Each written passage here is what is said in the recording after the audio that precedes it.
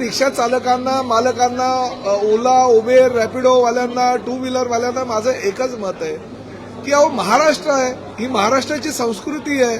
तुम्ही हेकेखोरपणे संपाचं हत्यार डायरेक्ट उपासताय हे पण योग्य नाही. मला निवेदन द्या, तुमचं काय मत आहे माझ्याशी चर्चा करा, मी तुम्हाला वेळ द्यायला तयार आहे.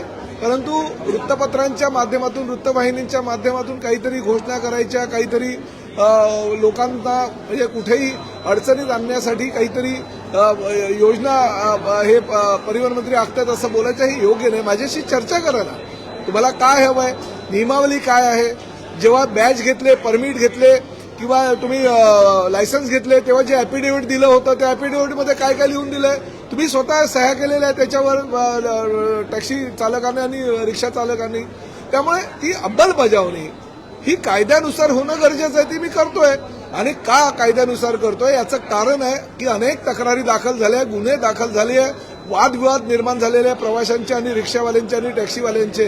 आणि हे प्रकार कुठेही होऊ नये, थांबवावे. महाराष्ट्रामध्ये कायदा व सुव्यवस्था व्यवस्थित राहावी यासाठी जर परिवहन मंत्री म्हणून जर तुम्ही निर्णय घेत असेल आणि त्या निर्णयाचं स्वागत अनेक संघटनांनी केलेलं आहे, अनेक सामाजिक संघटनांनी केले.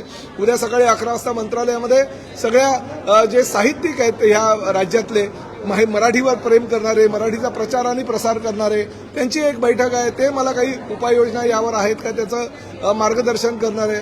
तुम्ही सुद्धा या, मी आव्हान करतो परिवहन मंत्री म्हणून, चर्चेला तर बसा. चर्चा न करता डायरेक्ट तुम्ही सांगाल की नाही आम्ही संपावर वगैरे जाऊ, ही मराठीची मुस्कटदाबी आहे. आणि परिवहन मंत्री म्हणून ही मुस्कटदाबी मी सहन करणार नाही. महाराष्ट्रामध्ये तुम्हाला व्यवसाय करायचा असेल तर मराठी अनिवार्य आहे, मराठी बोलावंच लागेल आणि मराठी समजावंच लागेल.